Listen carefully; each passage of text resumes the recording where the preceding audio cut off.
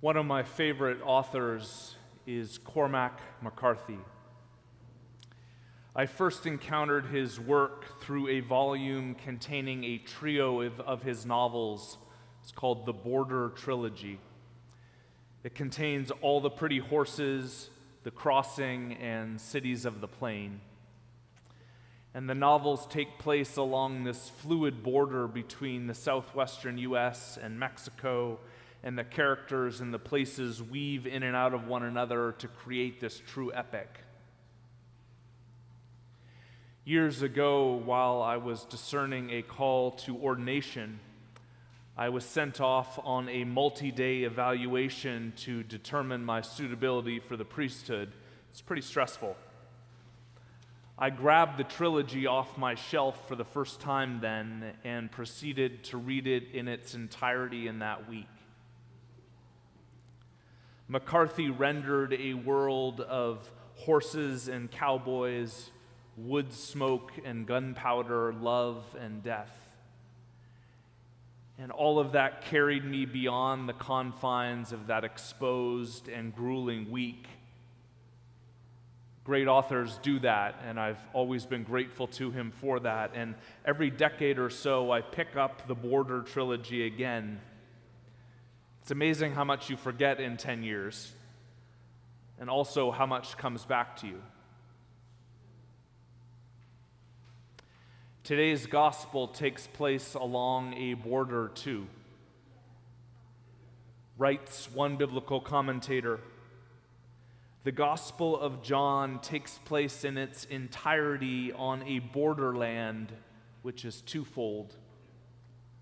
The borderline of history on the one side, and the glory of the Father on the other. We are hemmed in between these two realities along this border that no one has yet traveled. That sense of being hemmed in was the lived experience of the author John's community that he was writing to. And, quote, it is the life of Christians now, a frustrating combination of being and becoming, of following Jesus as a disciple, not yet having faced that later on when we shall come after him to the place where he is.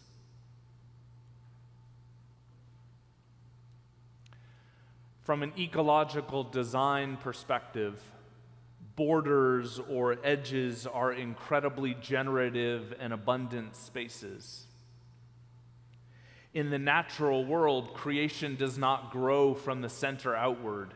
It grows by maximizing the edge, think a tree, and all the interdependencies among the individual parts.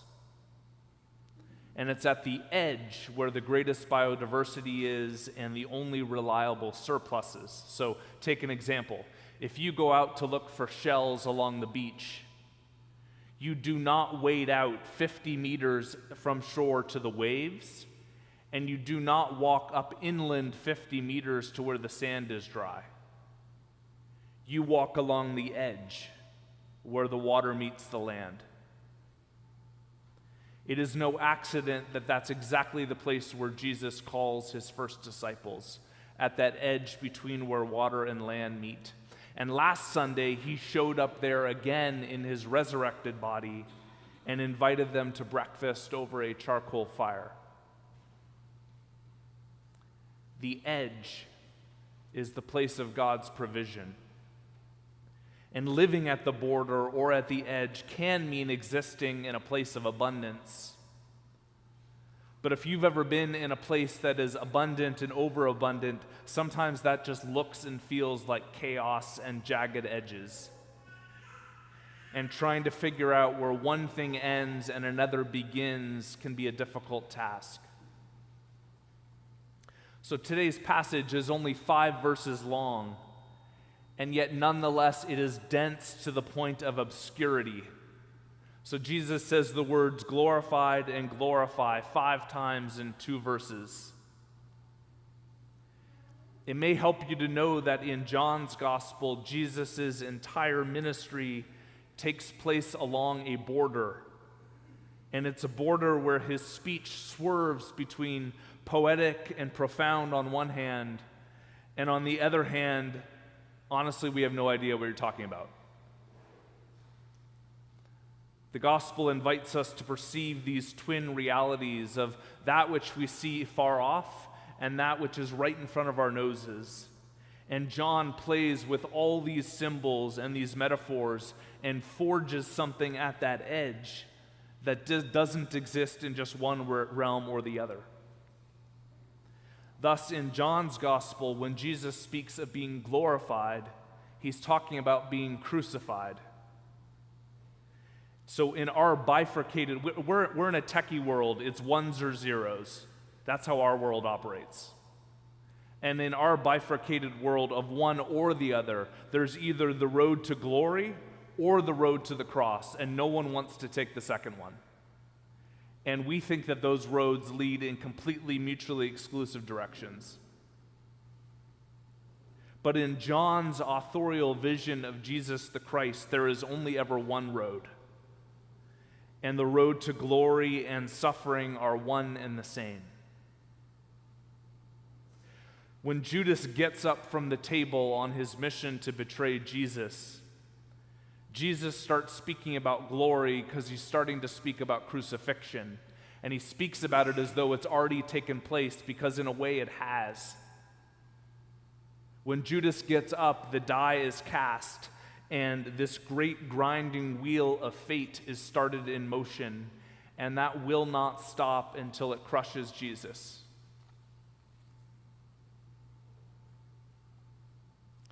Here at St. Clement's, we mention it every week.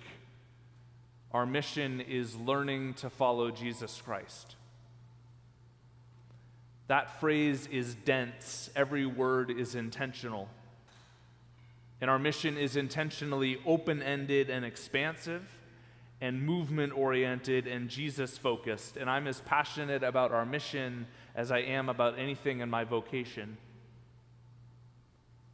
And learning to follow Jesus Christ is open to misinterpretation.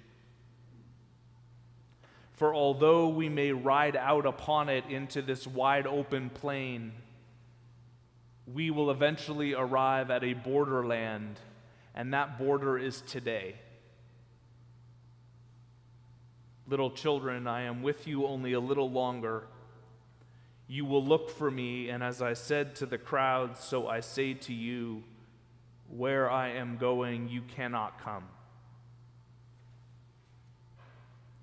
Where I am going, you cannot come.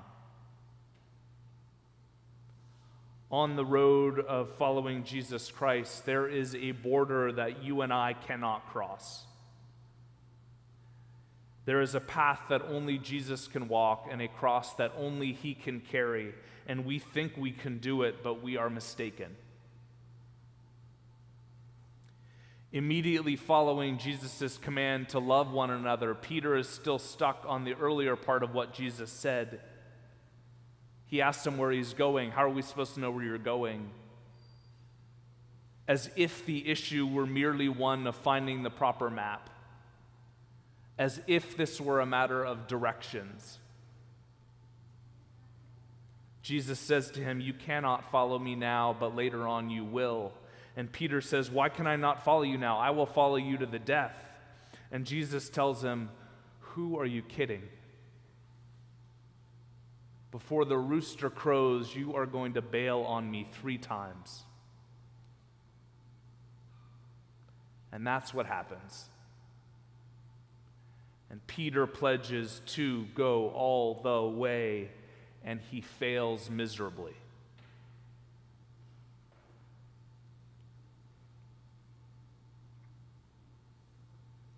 Some time back, I reached out to a colleague and mentor, and I was asking her for advice. I even, in that note, queued up a few things that she might pray about as if she needed direction. And in conclusion, I asked her to pray for me that I might be, among other things, brave. Her response startled me. You won't be able to be brave, she said. It's too hard. Instead, ask God to give you strength to lift up your hands to bless God's people. A wiser Christian than I, she had already come face to face with the border we must all eventually come to, and I thought I could cross it with bravery and willpower, and she knew that only Jesus could cross it, and all other attempts were futile. Learning to follow Jesus Christ will take you many places. If we let it, sometimes right up to the edge of our limits. And it is here we realize that we cannot do it and we don't have to. Just as I loved you, you should also love one another. True. And also Jesus knew we would fail at that miserably. The good news is that the border that you and I cannot cross, Jesus has already crossed for us. And that's one definition of grace, that God does for us what we cannot do for ourselves.